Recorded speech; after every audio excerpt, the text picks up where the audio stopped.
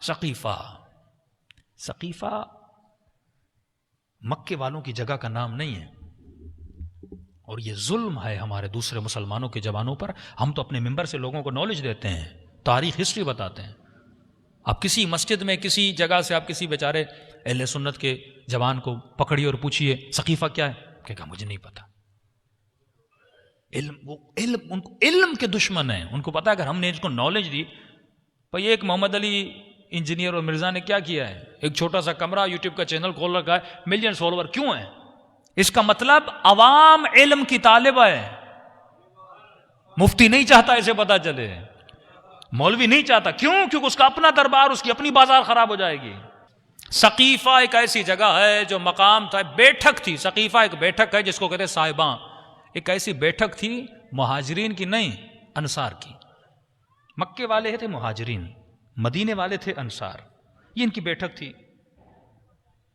جس طرح یہاں کی انجمن، وہاں کی انجمن، وہاں کی انجمن، کراچی میں کوئی فیصلہ ہوتا ہے تو بیٹھکیں ہوتی ہیں، اب نیکسٹ لیڈر کون ہوگا، نیکسٹ رہبر کون ہوگا۔ تو انہوں نے بیٹھک لگائی، رسول خدا بیمار ہیں اور رسول کا انتقال ہو گیا، روز بٹھاتے تھے۔ ان کو یہ خوف تھا کہ ہمارے اوپر قریش میں سے کوئی مسلط نہ ہو جائے، تو انہوں نے بیٹھک لگائی۔ جس بیٹھک میں دو لوگ تھے، امید بن عزید جو رہبر تھے، دو قبیلے تھے، اوس و خزرج۔ اوس کے جو رہبر تھے وہ امید بن عزید، خزرج کے جو رہبر تھے وہ سعد بن عبادہ۔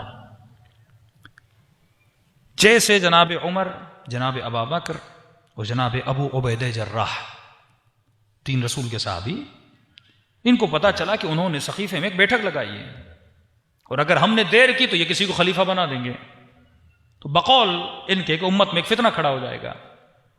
تو یہ جلدی سے وہاں پہنچے، یعنی رسول کا انتقال ہوا، علی دفن و کفن میں مشغول ہیں، امت میں یہ جھگڑا ہے کہ رسول چلے گئے، اب کون ہمارے اوپر حاکم ہو جائے گا۔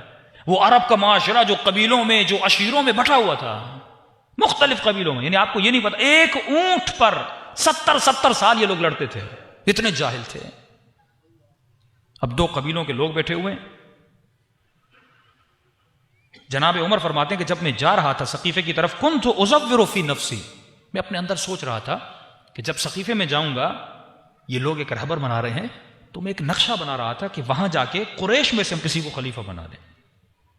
سوچ ہی رہا تھا، لیکن جب وہاں پہنچا تو جناب ابا بکر نے میرے ہاتھ کو پکڑ لیا۔ جو پھر وہی بات کہ جناب عمر شورٹ ٹیمپر والے تھے، بہت جلدی غصے میں آ جاتے تھے کہ یہاں پہ غصہ ہمارا کارآمد نہیں ہوگا۔ اور وہ جیسے انصار میں داخل ہوئے، جناب ابا بکر نے انصار کی تعریفیں کرنا شروع کر دی کہ تم انصار وہ جنہوں نے رسول کو پناہ دی، سورہ بقرہ تمہاری فضیلت میں اتری، قصیدے پڑھنا شروع کیے۔ تبھی معصوم فرماتے ہیں جو تعریف کرے اس سے ڈرو، تیرے نفس کا سب سے پہلا دشمن یہ جو تمہاری تعریفیں کر رہا ہے۔ اتنی تعریفیں کی، انہوں نے کہا بھائی یہ تو ہمارے لیے آئے ہیں، یہ تو ہماری مدد کے لیے آئے ہیں۔ تو انہوں نے کہا رسول خدا دنیا سے جا چکے ہیں، لیکن مجھے پتا ہے کہ تم لوگ خلیفے کا انتخاب کرنا چاہتے ہو، لیکن تم لوگ یہ جانتے ہو اب یہاں دین اسلام کی بات نہیں ہو رہی۔ جناب ابا بکر یہ جملہ جاری کرتے، فرماتے ہیں اعراب میں آج تک قریش کے علاوہ کوئی خلیفہ نہیں بنا۔ یہ نہیں کہا اسلام میں، یہ نہیں کہا قرآن میں، عرب میں اگر کوئی خلیفہ بنا ہے وہ قریش سے بنا ہے، تو لہذا خلیفہ قریش سے بنے گا۔ یہاں پہ انصار نے کہا کہ نہیں، ایسا نہیں ہو سکتا کہ آپ ہمارے اوپر خلافت کرو، کہ منا امیر و منکم امیر، مدینے کا ایک خلیفہ ہوگا، مکے کا ایک خلیفہ ہوگا۔ یہاں چھٹے امام، امام جعفر صادق علیہ الصلوۃ والسلام،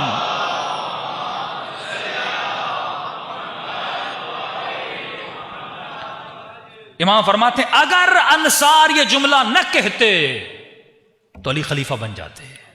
قصور انصار کا تھا کہ 72 دن نہیں گزرے تھے، علی کے ہاتھوں پہ جا کے بیعت کی تھی، مرد خاتون نے علی کے ہاتھوں پہ بیعت کی، 72 دن رسول کو نہیں گزرے تھے، لیکن بھول گئے اپنے قبیلے کے تعصب میں، کیونکہ علی بھی آئیں گے تو علی کہاں سے ہوں گے؟ قریش سے ہوں گے، علی انصار سے تو نہیں ہیں۔ کہ منا امیر منکم امیر، اب یہ جملہ کہنا تھا۔ کبھی کبھی ایسا ہوتا ہے آپ کوئی علمی بحث چل رہی ہوتی ہے اور اس میں ایسا جملہ کہہ دیتے ہو جو فضول جملہ ہوتا ہے، تو ایسے ہوتا آپ گیند اگلے کی گراؤنڈ میں ڈال دیتے ہو. یہ کہنا تھا جناب ابو بکر نے کہا یہ تو پھنس گئے. کہ یہ کیسے ممکن ہے کہ عرب میں 2 حاکم ہوں؟ حاکم ایک ہوتا ہے، یہ عقل کے خلاف ہے.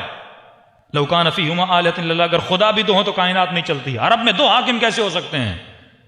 کہ میرے پاس نبی کی حدیث ہے، خلفاء من قریش، میرے خلفاء قریش سے ہوں گے. اور صحیح حدیث بھی پڑھ رہے تھے لیکن وہ نہیں پڑھا. 12 خلیفہ 12 نقیبہ، 12 خلیفے ہوں گے، 12 نقیب ہوں گے، سارے کے سارے قریش میں سے ہوں گے. یہ نہیں پڑھا کہ کلہم من قریش، سارے قریش سے ہوں گے. سب نے سنی ہوئی تھی، چپ ہو گئے کہ خلیفہ تو قریش سے ہوگا. یہاں جناب ابو بکر نے کہا کہ عمر میرے سامنے ہیں، ابو عبیدہ جراح میرے سامنے ہیں، میں ان کے ہاتھوں میں بیعت کرنے کے لیے تیار ہوں. یہاں جناب عمر آگے بڑھے. انہوں نے کہا نہیں، آپ عمر میں بڑے ہیں، آپ کے ہوتے ہوئے ہمارے ہاتھ پہ کیسے بیعت ہو سکتی ہے؟ پہلے سے سب کچھ طے تھا. آگے بڑھے اور انہوں نے جناب ابو بکر کے ہاتھ پہ بیعت کی. یہاں میرے چھٹے امام فرماتے ہیں اب بھی اگر انصار بیعت نہ کرتے تب بھی کوئی خلیفہ نہ بنتا. اصل قصور تھا انصار کا. کہ مولا وہ کیسے؟ فرمایا ایک نفس کی بیماری نے امت کو 72 ٹکڑوں میں بدل دیا. کہ مولا کون سی نفس کی؟ فرمایا حسد. نفاق کی سب سے بڑی صفت جو ہے 4 صفات میں سے ایک صفت حسد ہے. کہ مولا کس کا حسد؟ فرمایا اوس و خزرج کا آپس میں جو حسد تھا. خزرج کا ریس تھا سعد بن عبادہ، اوس کا جو ہیڈ تھا امید بن عزید. کہ یہ اس سے جلتا تھا.